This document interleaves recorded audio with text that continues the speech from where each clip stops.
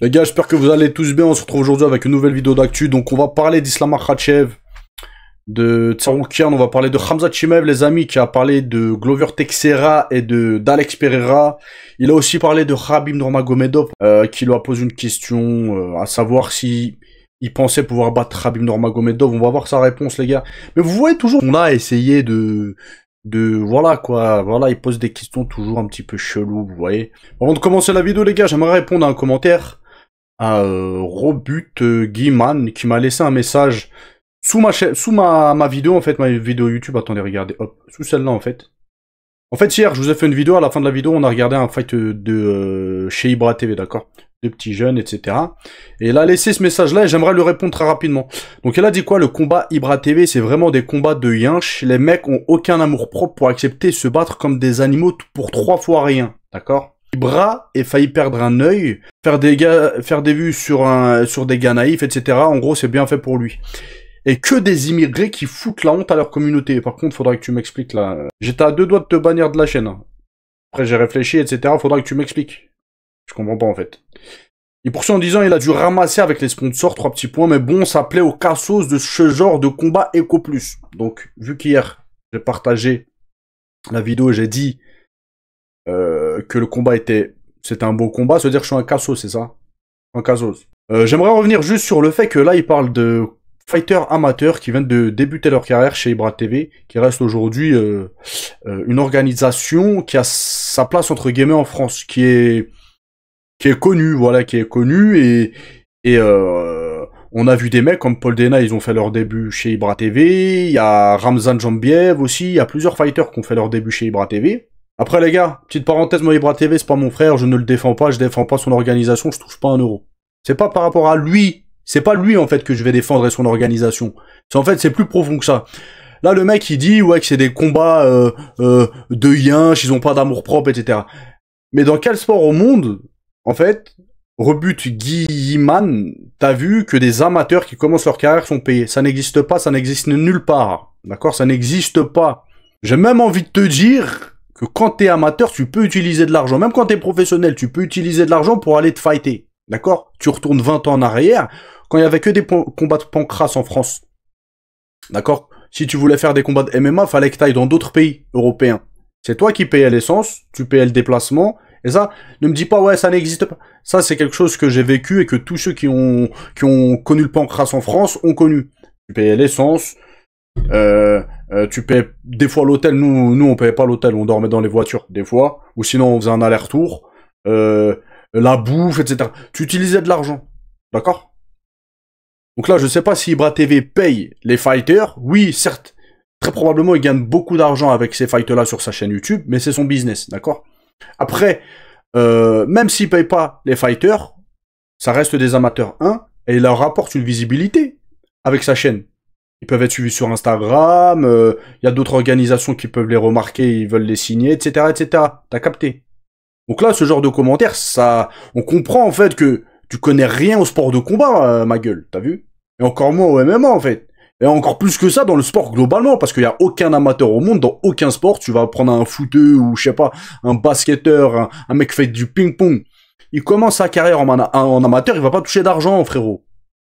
Donc ça, c'est ce genre de commentaire qui sert strictement à rien. Hormis cracher ta haine, voilà. Aucun amour propre, je sais pas qu'est-ce que tu parles des communautés des gens, des cassos. Oh, calme-toi frérot, t'as vu, on sent la frustration dans ton commentaire. Après peut-être que t'as écrit ton commentaire, t'étais énervé, etc. Mais piano piano, piano piano. Ok? Bref, pour résumer, quand tu commences ta carrière, t'attends pas à recevoir de l'argent. Que ce soit chez Ibra TV ou dans d'autres organisations. Ok? On parle amateur. Maintenant, je dis ça, mais les amateurs, ils touchent de l'argent dans certaines organisations. Voilà. Ils touchent de l'argent. Mais c'est pas, ils ont fait un combat ou 2 combats ou 3 combats, ils touchent de l'argent, gros. Tu vois ce que je veux dire? Bref. C'est la petite parenthèse. De temps en temps, les gars, je répondrai à des commentaires comme ça. Voilà, et je reçois plein de commentaires. Eh les gars, je réponds plus aux commentaires, du moins très rarement, parce que j'ai tellement de commentaires, j'ai des centaines de commentaires. Par vidéo, ça prend trop de temps, les gars. Au début de ma chaîne, j'essaie de répondre un maximum et tout, mais les gars, je reçois aussi sur Insta, sur truc, il y a trop de commentaires. Donc après, c'est comme tous les youtubeurs, on peut pas répondre à tous les commentaires, les frères. Bref, parenthèse fermée, de temps en temps, je répondrai à vos commentaires comme ça, de vive voix en fait, à travers les vidéos. Mais c'est plus sympa, ça nous permet d'échanger, etc. Donc voilà. Bref, on commence tout de suite les amis. Attendez, je change ça avec Justin Gage. Donc il y a très probablement un mec comme ça, je sais pas, ils étaient où, voilà, dans un parc la nuit, ou je sais pas ce qu'ils faisaient, c'était un événement, ou je sais pas. Il s'est mis à lutter avec un mec inconnu en fait, voilà. Un random comme ils disent. Donc on regarde les gars. Different weight class, let's go.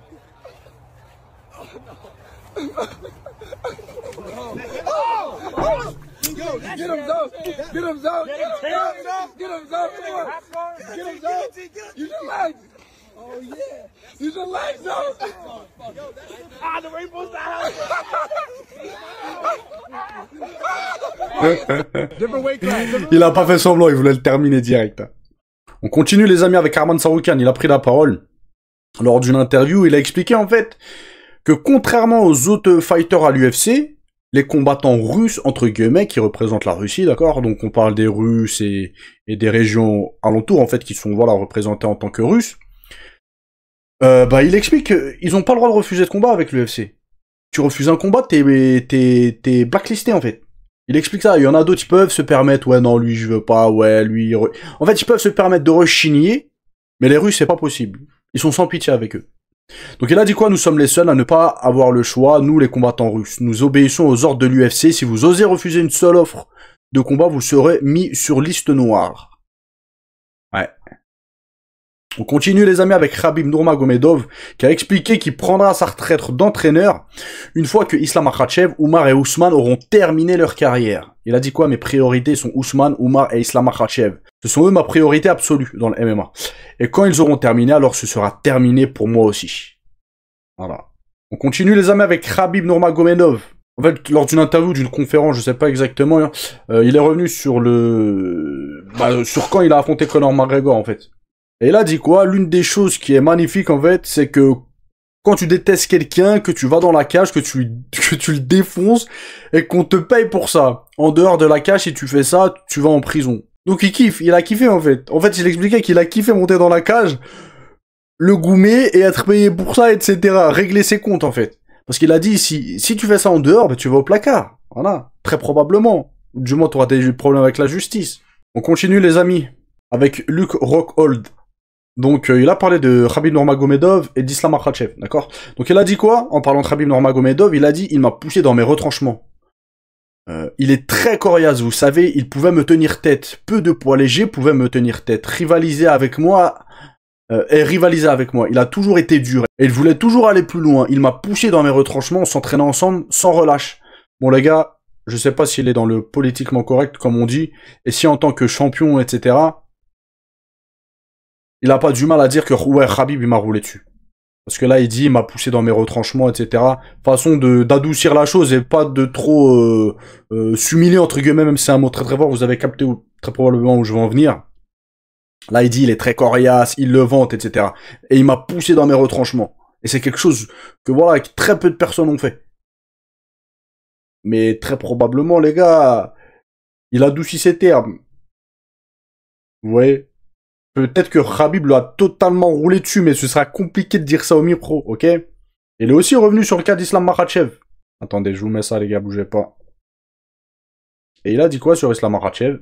Bon, c'est mal centré, mais vas-y, on s'en fout, je voulais le truc vite fait, c'est vite fait de toute façon. Donc il a dit quoi? Je m'entraînais aussi avec Islam Makhachev pendant mes préparations pour les poids moyens, en 84 kilos les gars, d'accord? Et je me souviens d'une fois où il m'a jeté et j'étais genre, c'est quoi ce bazar, pour rester poli? En gros, il était choqué d'Islam Makhachev. Les deux, ils l'ont traumatisé. On continue les amis avec Khamzat Chimaev. Il a parlé de Nat Diaz. Et il a dit quoi? Il est guédro. Vous aurez compris. Je suis obligé de parler verlan, comme ça passe crème. D'accord? Parce qu'il y a des mots, faut pas trop utiliser. Il a dit quoi? C'est fini pour lui. Mettez-le en cure de désintox et envoie-le en Tchétchénie. Je sais pas pourquoi il a dit envoyer-le en Tchétchénie, en fait. Pas capté. En fait, là, c'était sur un live Insta. Je suis tombé dessus, les gars, la dernière fois, mais j'ai pas regardé, d'accord. J'ai vu juste il était en live, j'ai regardé vite fait et je me suis cassé. Mais lors de son live Insta, il y a des gens, ils lui ont posé la question, en fait. Et ils lui ont parlé de Khabib Nurmagomedov. Et donc, le mec a demandé à Khamzat Chimaev s'il pensait pouvoir battre Khabib Nurmagomedov.